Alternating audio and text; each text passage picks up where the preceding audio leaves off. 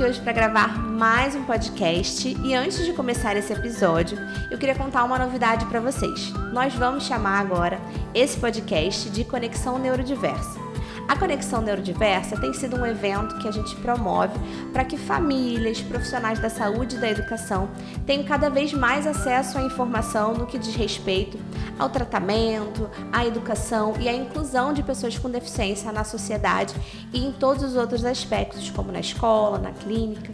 Então, nós tomamos a decisão de chamar esse podcast, que é um podcast que veio para trazer cada vez mais conhecimento para essa comunidade de conexão neurodiversa. Hoje, indo direto ao ponto, o tema do nosso podcast é o papel do acompanhante terapêutico. E hoje a nossa convidada especial é a Sandra. Eu queria muito agradecer a sua presença aqui hoje, Sandra. Muito obrigada, Carol. Fico muito feliz de estar aqui. Muito obrigada a todos. Espero contribuir um pouquinho para a gente poder falar sobre o papel tão importante desse profissional. Para quem não sabe, a Sandra, ela é pedagoga, psicopedagoga e analista do comportamento. E ela, além de ter todas essas formações, tem muita experiência na área. Hoje ela coordena o setor de acompanhamento terapêutico da nossa clínica, além de todas as outras terapias, e também é uma das professoras do nosso curso de acompanhante terapêutico. Então, ela vai poder trazer muita experiência, muitas informações para você que quer se tornar um acompanhante terapêutico ou você que já fez o curso e quer aprimorar os seus conhecimentos sobre esse assunto. E para começar, eu queria que você contasse para a gente qual é o papel do acompanhante terapêutico. Primeiramente, é um prazer eu estar desempenhando esse novo papel aqui, agora dentro do Instituto, como professora do curso de acompanhante terapêutico, que é muito importante essa formação. A gente sabe o quanto é importante esse profissional dentro, principalmente da análise do comportamento aplicada, que é onde é mais utilizado esse profissional. E trazer esse curso e poder preparar profissionais é algo que a gente precisa muito, né? E a gente tem visto muito por aí os cursos muito teóricos, né? Muito curso online, e a dificuldade desses profissionais na parte prática era justamente isso, né? Ter muitos momentos teóricos e na hora da prática ter essas dificuldades que acabam ocorrendo. Exatamente na hora da prática de você, né, começar a fazer o trabalho é que as dúvidas começam a surgir. E um dos benefícios, né, do nosso curso é que a gente oferece essa parte prática. Então, eu queria que você começasse contando um pouquinho, né? A gente vai falar aonde o acompanhante terapêutico pode atuar, qual é o papel dele, quem pode se tornar um acompanhante terapêutico. Então, vamos começar do início, né? Qual é a pessoa que pode fazer esse curso de acompanhante terapêutico, na sua visão? O acompanhante terapêutico é um profissional que, pela BPMC, pode ser qualquer indivíduo que tenha o ensino médio. Ele não precisa ter uma formação específica, né? Ele tendo o ensino médio completo, sendo um profissional que gosta de crianças, né? Gosta de trabalhar com crianças, seja proativo, né? Tenha criatividade, saiba brincar, porque ele precisa ser uma pessoa, né, muito reforçadora para essa criança, uma pessoa que consiga, mais para frente, aplicar programas nessa criança. Então, ela precisa criar um bom vínculo, e para criar um vínculo com uma criança tem que ser um profissional que tenha, né, esses pré-requisitos, né, que é o saber brincar, é o ser proativo, ter criatividade.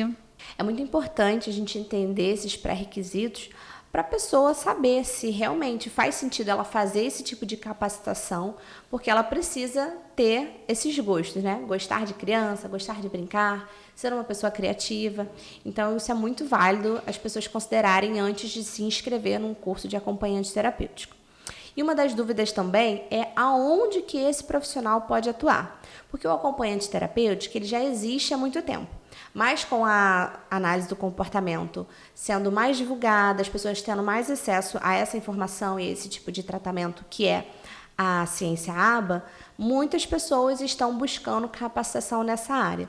E aí eu queria que você falasse para a gente aonde que esse profissional pode atuar e qual a diferença aí desse profissional dentro da escola em relação às outras pessoas que também fazem parte da inclusão escolar como mediador.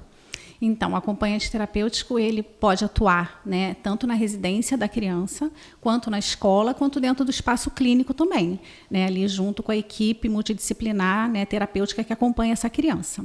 Isso é feito uma análise, né, e cada criança vai ter a sua necessidade direcionada. Então, se a criança existe uma necessidade maior da gente desenvolver habilidades no âmbito residencial, esse AT vai atuar nesse espaço. Se for mais educacional, né, a questão ali dentro da escola, a gente sabe que é na escola que a criança está em socialização a maior parte do tempo. Então, se a demanda dessa criança maior for nesse espaço, o AT vai atuar ali nesse espaço e, em complemento, ele pode estar na clínica também, né, em alguns momentos, aplicando os protocolos paralelamente ao processo terapêutico da criança. E qual é a principal diferença do acompanhante terapêutico quando ele está na escola para o mediador escolar que também trabalha dentro da escola? Essa é uma dúvida, né, que está durante muito tempo aí, continua, né, ocorrendo por ser um profissional que está ali dentro da escola, né? Até mesmo os pais têm dúvida, né, do papel do mediador. Muitas vezes eles chegam na clínica falando: eu quero um mediador para o meu filho. Na verdade, se trata de um acompanhante terapêutico, né? Então, queria que você falasse um pouquinho das principais diferenças desses profissionais. Então, o acompanhante terapêutico e o mediador escolar, é importante deixar bem claro de que são profissionais diferentes, né? Então, um não descarta a possibilidade do outro. Novamente, a gente olha a demanda daquele indivíduo, do que aquela criança está necessitando. Muitas vezes ele vai necessitar dos dois profissionais, né? Então, não é porque o acompanhante terapêutico está dentro do espaço educacional que essa criança não necessita mais de um mediador. Isso pode acontecer, né? E o acompanhante terapêutico ali dentro desse espaço escolar, ele não está realizando um trabalho pedagógico. Então, é importante a gente deixar claro que o papel principal dele ali é levar os programas de ensino dessa criança e trabalhar muitas vezes essa questão comportamental, né, ali junto com as outras crianças, algumas dificuldades, algumas habilidades que essa criança ainda não tem, mas não direcionado a nada da parte educacional. Então, o AT, ele não se envolve nessa parte, ele ajuda e auxilia a criança quando necessário, mas a adaptação curricular, né, montagem de trabalhinhos, essa comunicação dentro da escola, isso não é o papel do AT. Então, o mediador escolar está mais relacionado quando a criança tem dificuldades de aprendizagem, ele precisa de uma adaptação curricular, e é mais relacionado à parte educacional. E quando a gente fala do AT, a gente está falando de um profissional que vai aplicar programas que vão ajudar na parte comportamental da criança. E quando você fala aplicar programas, atuar no comportamento, você pode dar alguns exemplos para a gente, de maneira prática, que a gente consiga identificar de que maneira o acompanhante terapêutico pode estar auxiliando no desenvolvimento dessa criança? Então, o mediador ele está muito voltado para o PEI escolar da criança, né? Então, ele está ali junto com a equipe escolar, com o professor, baseado ali no PEI da criança escolar. Já o acompanhante terapêutico, ele está baseado no plano de ensino individualizado da clínica, da instituição que acompanha essa criança terapeuticamente. Então, esse programa que foi realizado lá na clínica, ele tem os objetivos direcionados para a necessidade dessa criança. Então, por exemplo, na escola, né, uma criança que não consegue ficar sentado na sala de aula durante o período de uma atividade. Então, o AT vai estar trabalhando, é um dos objetivos do programa, né, ele trabalhar o tempo que essa criança se mantém sentado, né, como é que ele vai ter novamente, né, com essa criatividade, a proatividade, ele vai ter estratégias para que ele consiga, né, trazer cada vez mais um tempinho maior e essa criança consiga ir criando essa habilidade que ele ainda não tem, né? Ou, por exemplo, falando do ambiente escolar, né, uma criança que não sabe compartilhar um brinquedo com outra criança. É um programa, né, é um objetivo que a gente coloca dentro do programa da criança. Então, a gente prepara o AT, a gente orienta, né, para que esse profissional na escola faça esse trabalho durante todo o processo, durante todo o tempo em que a criança está na escola. Então, também é importante deixar claro que o AT ele não vai tirar a criança da sala de aula, vai levar para um espaço e vai fazer um processo terapêutico com ele naquele ambiente. Não é. Ele atua no decorrer do tempo em que a criança está dentro da instituição.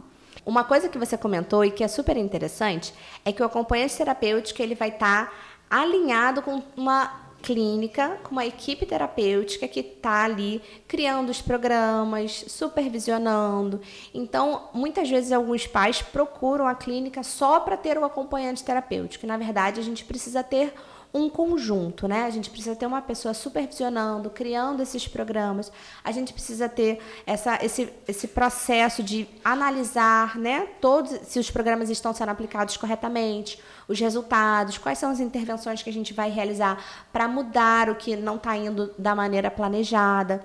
Então, é muito importante que o acompanhante terapêutico ele esteja, no que diz respeito à aba, né? Que ele esteja associado a toda uma equipe, certo? Sim, exatamente, né? O acompanhante terapêutico ele não pode montar os programas. Ele precisa de uma equipe, né? E uma equipe mínima que tem que trabalhar ali em conjunto com o AT é um coordenador daquele caso, que tem que ser um analista do comportamento, né, e um supervisor. Né? A gente remete novamente lá à BPMC, ela pede para que tenha, né, cada caso tenha o seu acompanhante terapêutico, tenha um coordenador, um analista do comportamento e tenha um supervisor. São esses profissionais que vão estar alinhando o que realmente essa criança precisa e semanalmente em reuniões, né, com esse AT, tirando as dúvidas, direcionando como é que está ocorrendo, se precisa fazer algum ajuste, alguma mudança. Isso é necessário que tenha essa constância nessa troca com essa equipe. E se a criança tem, né, um cronograma mais extenso dentro da análise do comportamento, outros profissionais envolvidos, né, como fonoaudiologia,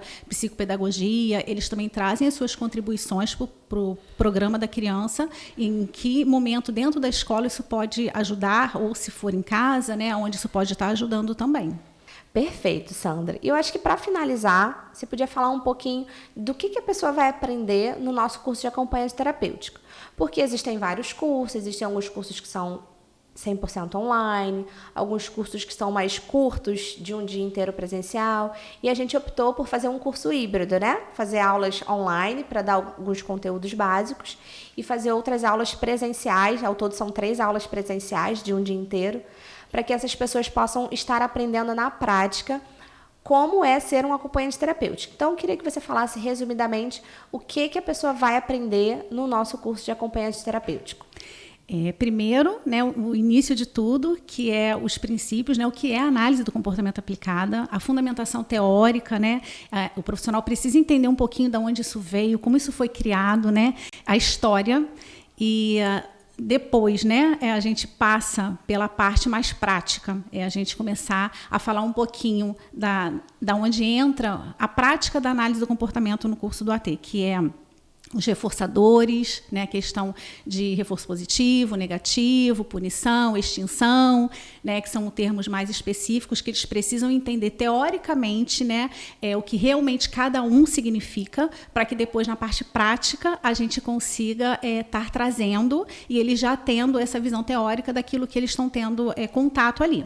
E aí na parte prática a gente vem, né, de fato para os programas. A gente traz alguns exemplos de rotina, montar uma rotina com a criança, né? Economia de fichas, rotina visual. Então, a gente traz alguns exemplos, passa para eles como é que eles podem estar criando dentro, né, daquilo que é interessante para a criança, explicando o porquê dessa necessidade, né, de ser dessa forma e os programas que eles vão estar rodando ali. Então, como isso é associado a um cronômetro ou um contador, que é o kit do AT, né, que não pode faltar, como utilizar esses recursos durante a aplicação dos programas, que é a parte em que eles têm mais dúvidas, né? Então, a gente traz esse momento prático para que a gente ali junto com eles, a gente está sempre junto, realizando junto, trazendo estudo de casos, para que eles saiam daqui seguros para quando realmente, de fato, forem atuar. Perfeito, Sandra. Acredito que nós falamos sobre todas as áreas aqui do acompanhante terapêutico, desde qual é o pré-requisito para ele ser um acompanhante terapêutico, qual é o papel dele, onde que ele pode atuar. Então, eu só tenho que agradecer por todo esse conhecimento que você traz e que você agrega conosco, tanto no podcast, quanto no trabalho na clínica e quanto no trabalho no Instituto. Muito obrigada. Eu que agradeço essa oportunidade de estar falando de um tema que eu amo tanto, né? Que vocês sabem. E todas as vezes que precisar, podem contar comigo. E eu também quero agradecer a vocês que acompanharam esse podcast até o final, dizer que vocês nos movem a produzir mais conteúdos e trazer mais informações em relação à pessoa com deficiência, em relação à inclusão escolar.